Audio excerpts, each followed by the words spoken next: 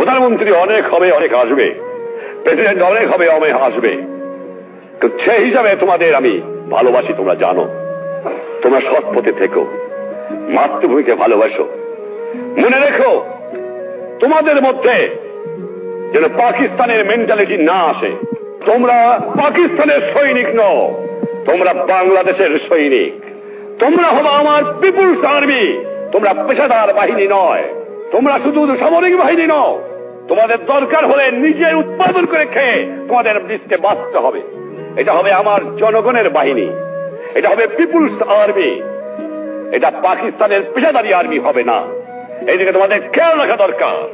আর যেখানে অন্যায় অবিচার দেখবা, চরম আঘাত করবা, ন্যায়ের পক্ষে দাঁড়াবা, গুরুজনকে মেনো, সৎ পথে থেকো, শৃঙ্খলা রেখো, তাহলে জীবনে মানুষ হতে পারবা। একথা তোমাদের ভুললে চলবে না।